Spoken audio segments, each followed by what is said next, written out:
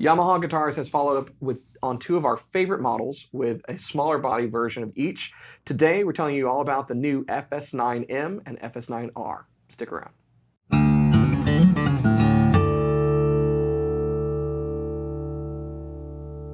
Hey, you're watching Alamo Music TV. My name is Chris McKee. I'm Cooper Greenberg. We're here with Alamo Music in San Antonio, Texas. You can find us on the web at alamomusic.com. If you're new to the channel, subscribe, turn on notifications, like our videos. If you want to support the channel, visit our spring store link below for custom swag. And you can check out our podcast, the Fretboard Confessional, wherever you get your podcasts now with a new episode. And it's also here on our YouTube channel. So you can listen to us or you can watch us, whichever you prefer. Today, you get to watch us with two great guitars that we were excited when we got the announcement from Yamaha about, because we are huge fans of the FG9, both the R and the M version, and prior to those, the FG5s that came. So these are new, smaller body versions of those with a lot of the same treatments that we saw.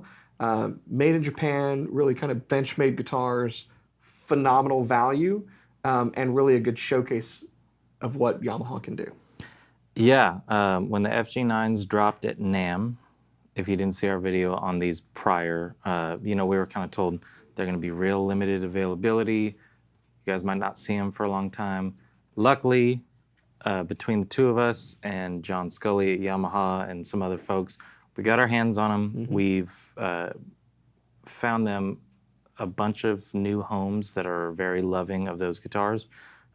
Those are just awesome instruments. Kind of the pinnacle in terms of this style of Yamaha. There's other L series and stuff that gets way up there, which I think a lot of people, when the FG9s came out, were like, oh, I don't associate Yamaha with guitars that are thousands and thousands of dollars, but they've been making them for a while in Japan.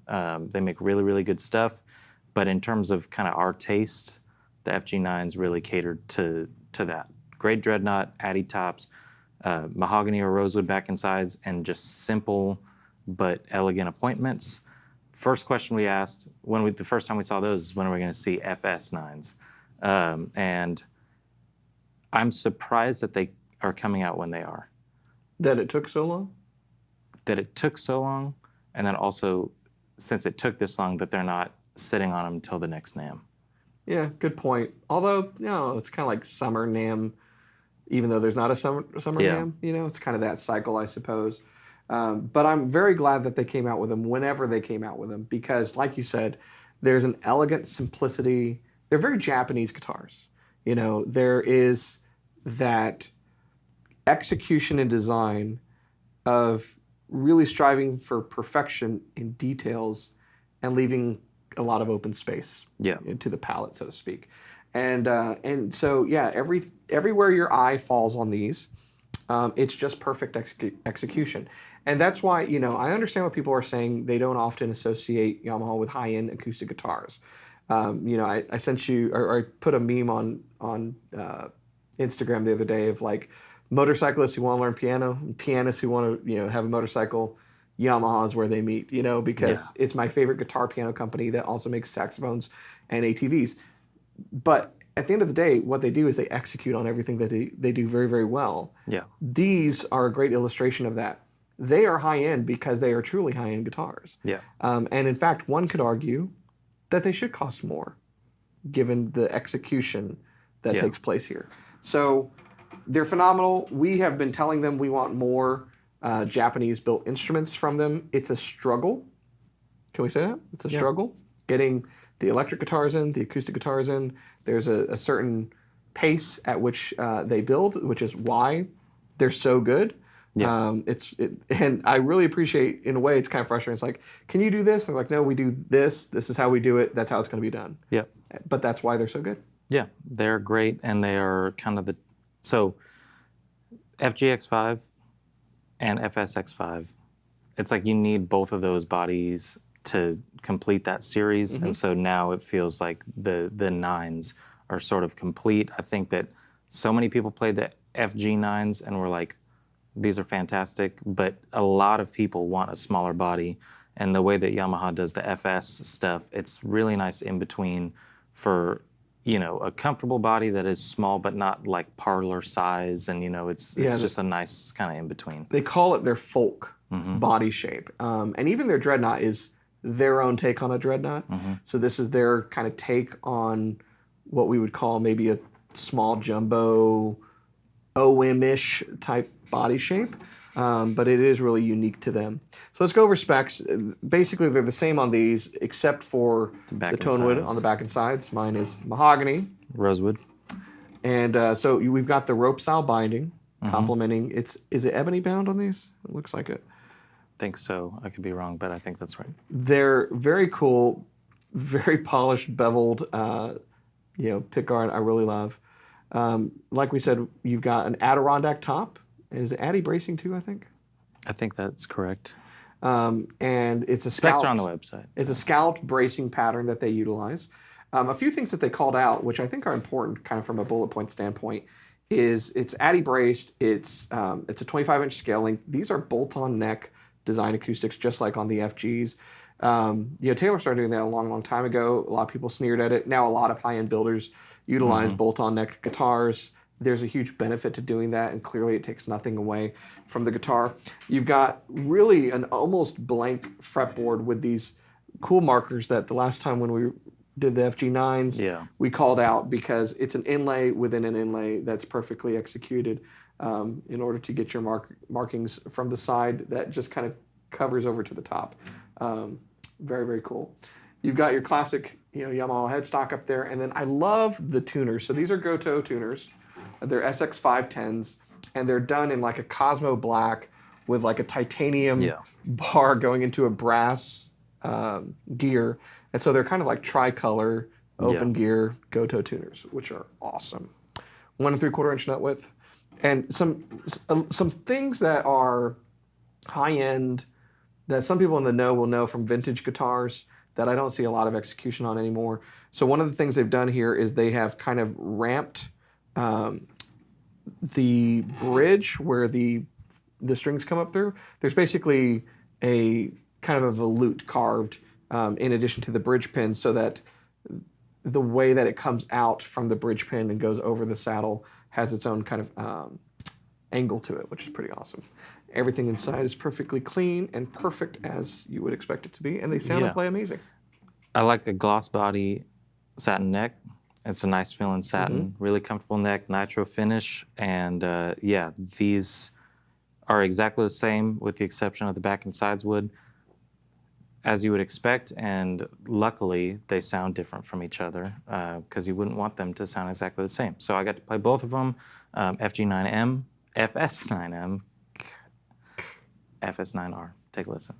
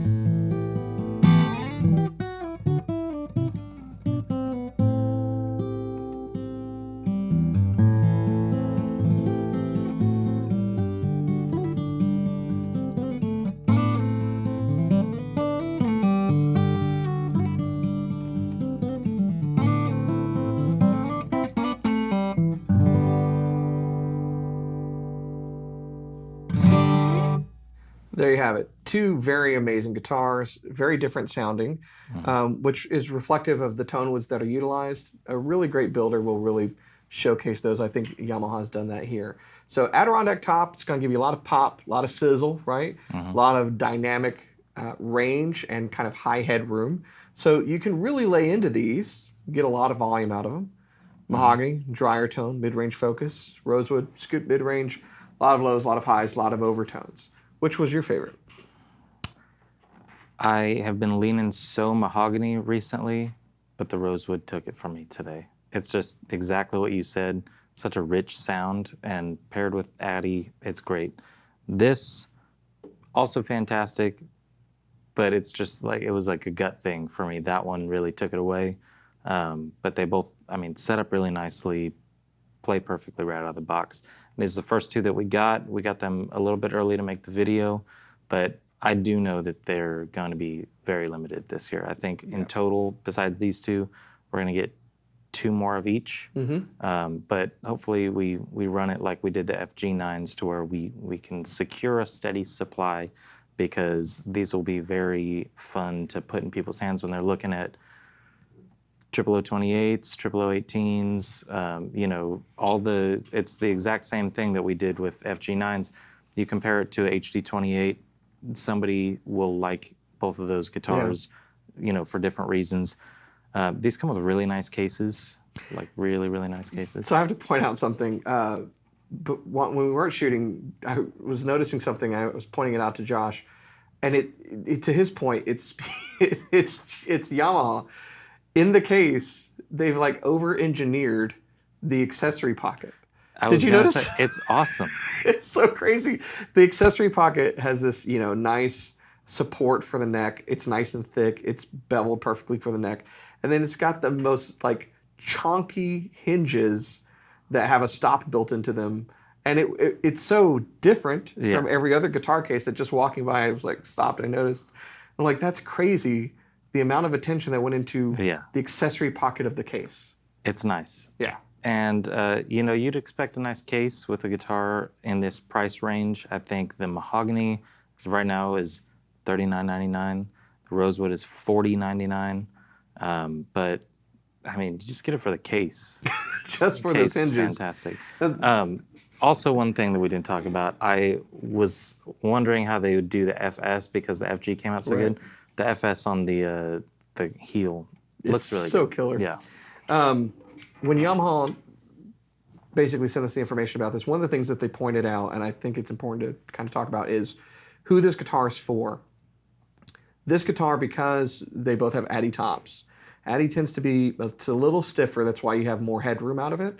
If you are predominantly a fingerstyle player with a really light touch, know that the LL or the L body might be a better guitar strictly for fingerstyle. They kind of called that out. Now, I will say, if you're a fingerstyle player that's very percussive, or you have a pretty decent attack, I haven't really shied away from these at all. I think it plays great with the way that I play, but I think they're thinking in terms of like kind of classically oriented versus maybe modern percussive, who these guitars might serve. I always say there are no rules. I just wanted to point that out because Yamaha said so. But you know, one of the benefits of this is because of the tops, because of the response, it's a small body guitar that you can really dig into. Yeah. And it's just going to be great. It's going to reward you with a lot of volume out of it. Yeah. And be comfortable. Very nice guitars. I hope that Yamaha puts enough behind these to where they get the attention that they deserve. I feel like FG9s, when those came out, it was a real big deal because everybody's like, Yamaha's doing something new. These, I hope that people catch on. I hope people see this video and other videos that come out, because there's a new option, just like there was with the FGs, new option in the range of premium acoustic guitars, made in Japan, meticulously done, very nice. Well, let us know what you think in the comments of this video, both about these models and just Yamaha in general. We've been articulating for a while now that we are huge fans of Yamaha.